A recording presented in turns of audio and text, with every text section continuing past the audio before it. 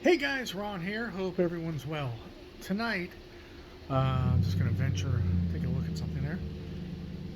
Tonight, I'm going to talk about a case that has fascinated me for a very long time, for years, since I first heard about it. And it was actually known as like the first big case, really, to break on the internet as far as like social media, because I believe Facebook had just launched at the time.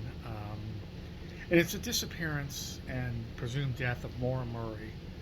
And like I say, it's an old case. It's at the time it was from 2004, but it still fascinates people to this day, and it's always fascinated me. And I'll tell you about it. I'm going to tell you. I'm going to try to go in chronological order, so tell you about Maura and her experiences and what happened leading up to her disappearance, and then we'll talk about some theories. All right. So without further ado, on another cold night at the harbor, here we go. Look, there's a menu. I know I pointed this out many times, but if you ever watched the show Arrested Development, it was actually filmed, part of it, in this little Fisherman's Village area here. And that lighthouse, which of course is not a real lighthouse, but it's been here for decades, that lighthouse attached to this snack shop is where the quote-unquote banana stand, oh, there are the lights. I'm waiting for the lights to go on. Where the banana stand was located. So if you know Arrested Development, there's a lot of money in that banana stand. The banana stand was right there. There's your reference. I was wondering why it's so dark here. Okay, lights just went on. All right, so Maura Murray was a nursing student at University of Amherst, or Massachusetts in Amherst. She was 21 years old, going on 22. So let's talk about a little bit about Maura Murray, because then she disappeared mysteriously after taking a mysterious trip that she told no one about and has not been seen to this day. So she was, by all accounts, a highly intelligent overachiever, and she was a track star in high school. Her boyfriend, Bill Rausch, as she was recruited by Harvard, but she didn't end up going there. In fact, she ended up first going to West Point Academy, thinking she was going to be, a military officer. And in 2001 at West Point, she met her boyfriend, Bill Rausch, who was her boyfriend until she disappeared 3 years later. So apparently, and even it appears that even Bill himself has confirmed this, although there's a lot of mystery. Apparently, while at West Point, Maura shoplifted a very small amount. It might have been even $5 worth of cosmetics from the canteen or shop there. I believe it was on, at West Point itself. Now, there's a lot of speculation about this. Some say she was kicked out of West Point. Others say, including Bill Rausch, apparently, that it was a breach of the honor code violation, and that he says she left on her own because military life, she was finding out, really wasn't for her.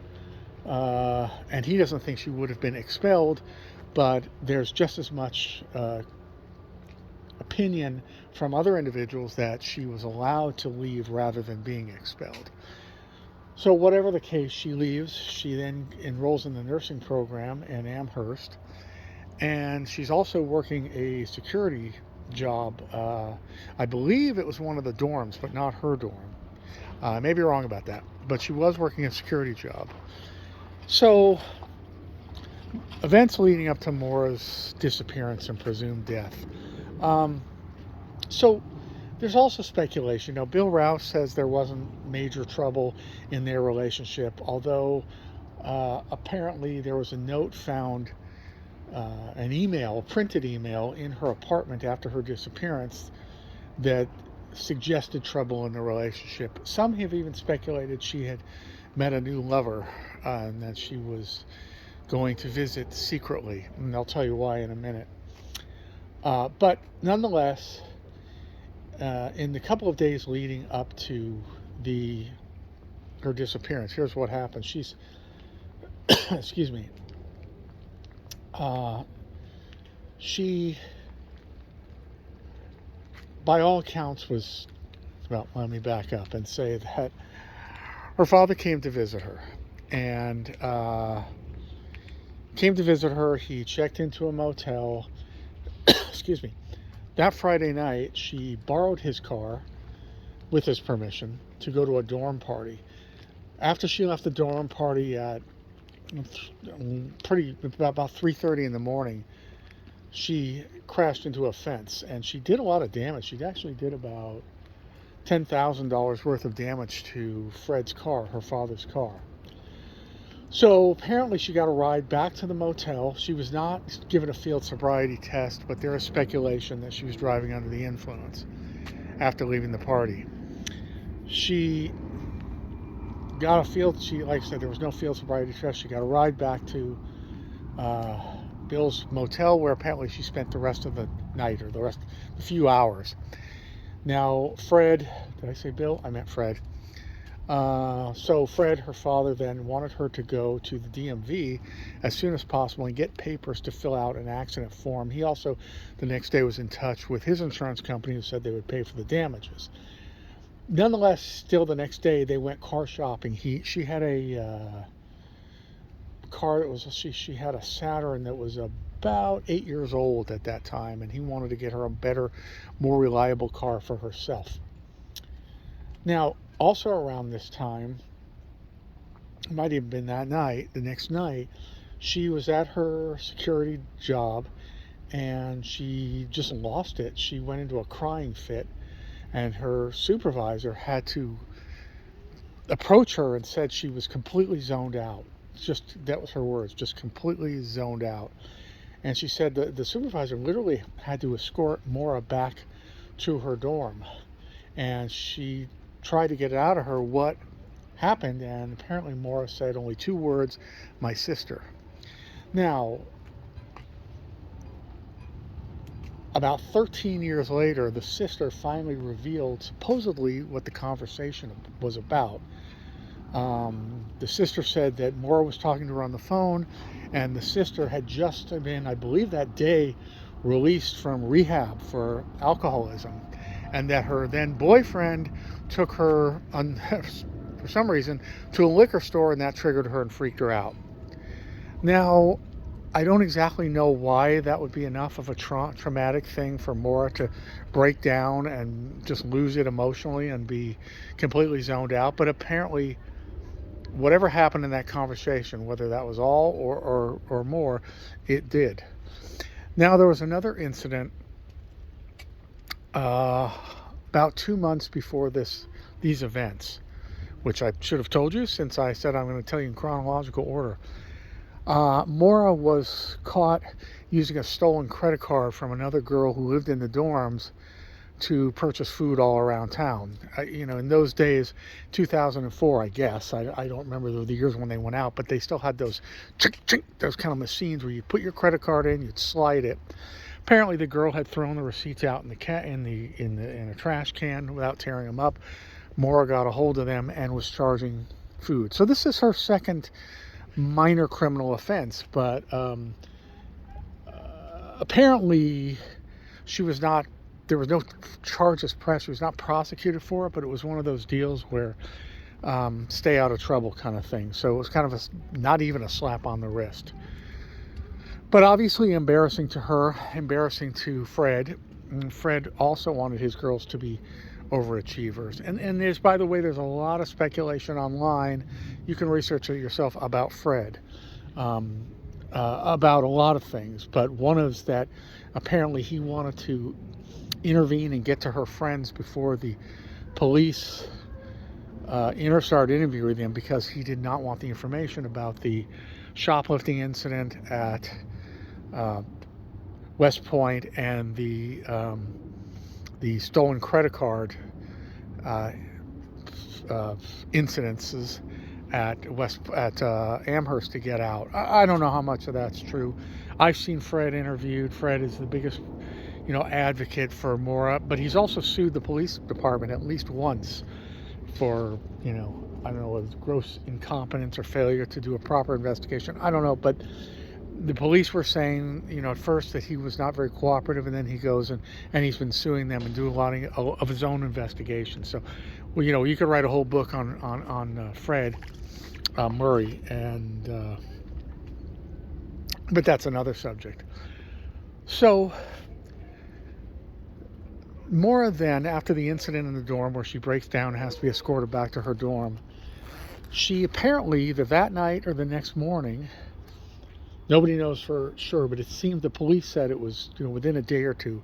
Apparently, and they say this because this is how her room was found, she packed up everything in her room and she even took the art down from the walls. So it looks like she was planning to go somewhere.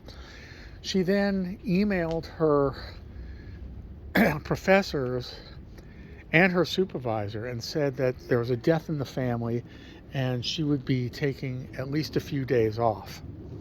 Now, there was no death in the family, so that was made up. She also then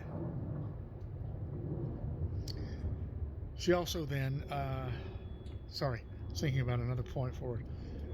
So she packs up the room. She emails her supervisor, and her professors that she's going to be gone for several days. Death in the family, not true. Then she makes a couple of phone calls. Well, she goes online and she's checking out rental properties.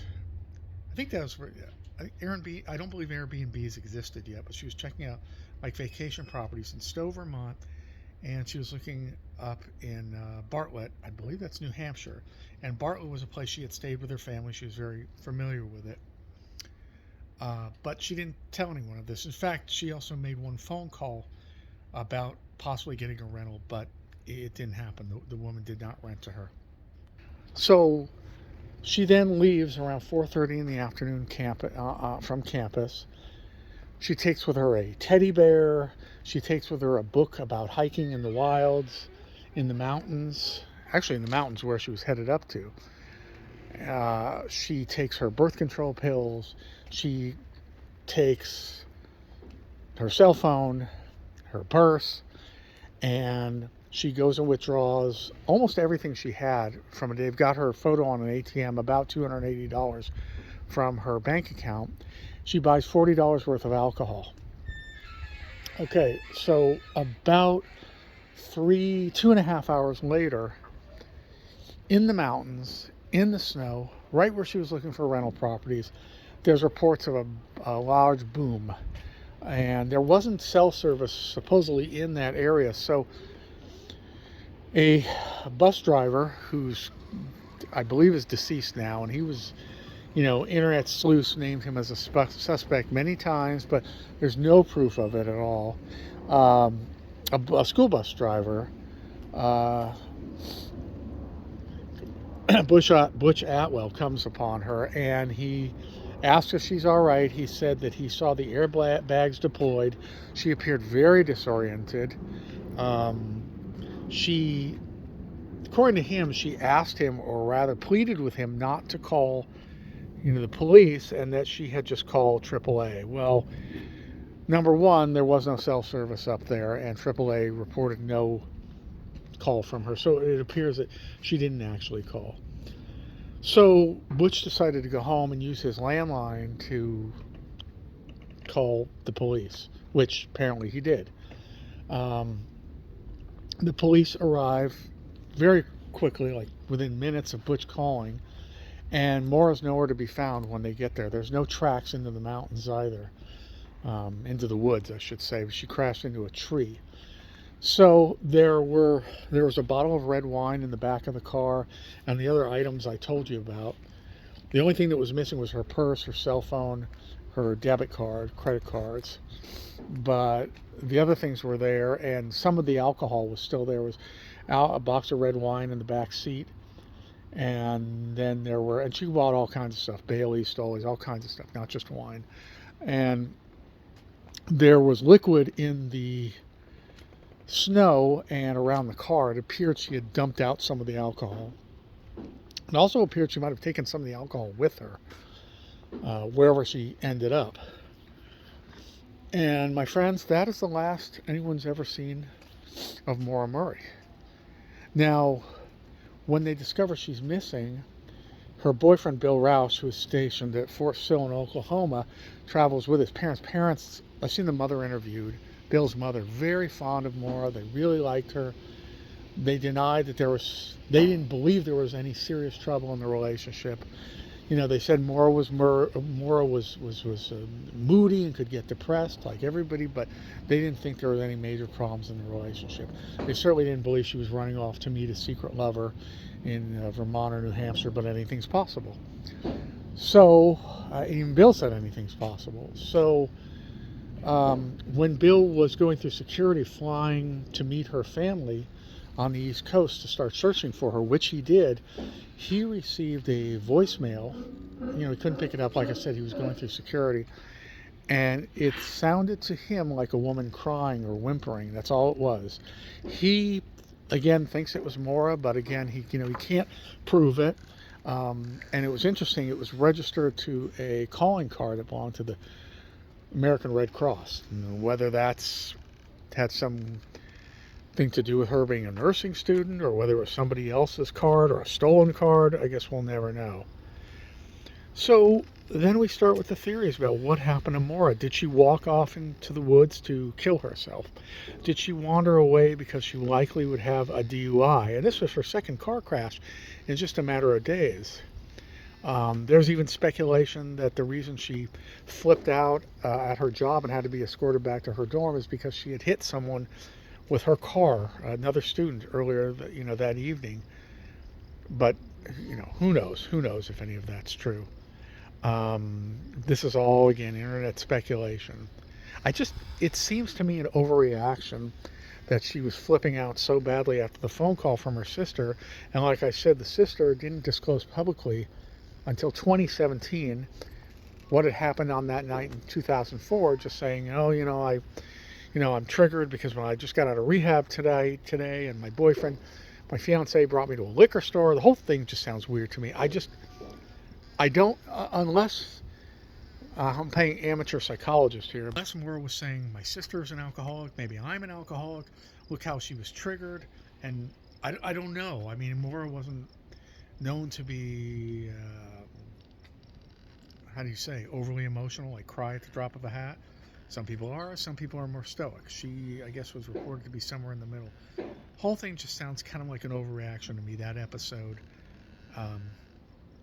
Did she hit somebody in her car and it was a hit and run and she took off? Who knows? But it'd be something that would make a person flip out and want to run away, at least for a while. So there's a speculation. Was she picked up? There was also speculation for a long time, and still is, that she was driving up to this destination with somebody else, maybe a new lover that she had met, and then she hopped in their car, but never to be seen again. There was speculation that Butch Atwood, the bus driver, took her, but again, no evidence of that. A search dog, did alert on a barn, and for years they weren't able to go after it because the owners wouldn't let them search the property. But then there was new owners, and they did search the property, and there was nothing there. There were other places that were searched, and there was nothing there. There were bone fragments found in the mountains. There was nothing there. She literally just disappeared off the face of the earth. So, was Maura abducted by a passing motorist? Did she wander off in the woods in a drunken state and die of hypothermia, and the animals get to her before anybody could find her? Like I say, there were no footprints in the snow leading away, which I don't know much about snow, but I just think it's kind of odd, because the police and the tow truck were up there pretty quickly, and again, they saw no footprints. Did she hail down another car? Did she hitchhike and to get out of there so she wouldn't be busted for a DUI, and then subsequently she might have believed ruin her chances for in the nursing program, get her kicked out of the nursing program? Was she having problems with Bill, her boyfriend, in this long distance relationship? Did she meet another guy? Was she pregnant? Did she go up there to get a secret abortion? I mean, there are all kinds of speculation, and the reason you and I like these cases, as tragic as they are, is these mysteries that we just can't solve are really, really just incredible mysteries that This is a tough one. Definitely a tough one. And how much did Maura's emotional state figure into all this? Was she an alcoholic? Was she using harder substances? Why was she stealing from another girl in the dorm? Why was she using a stolen credit card? Why did she shoplift when she was at? And had she done it before? Maybe so. Why did she shoplift at West Point? Because sounds like it got her kicked out, or she was going to get kicked out, or might have been kicked out. Why was she committing these criminal offenses? I mean, they are criminal offenses. Why was she doing this? This was a girl who was intelligent, and that's El Torito. That's where the music comes. We got a little music in our background now. El Torito Mexican restaurant here. Why was she acting out in this way? It's strange to me. I mean, and then you have to examine, I mean, then you can go on and on. Amateur psychologist. Had she been abused? Was she being abused physically or emotionally? Was she bipolar, undiagnosed? Was she starting to experience schizophrenia? Because 21 is that age when it starts manifesting itself, and other psychological disorders. Who knows? Who knows? So anyway, folks, that's the case of Maura Murray. Check it out, and please leave your comments in the comment section. I'm always interested to see your theories. And yeah, this is Ron signing out. And if you haven't already subscribed, please do so. And if you do so, hit the little bell icon so you know when I post. And also, please give the channel likes. As I'm saying every time now, folks, I'm making literally pennies off this video. I'd like these videos, this channel. I'd like to make enough to pay my gas, at least to these places I go to. I'm going to start going to celebrity homes again very soon. I found a new batch. I thought I was through, but I found a new batch. I thought I had gone over everything in the last 2 years. So anyway, please give likes, comments, and subscribe if you haven't already. And I will see you guys in the next location. Thank you. Bye-bye. Oh. Thanks for watching, guys.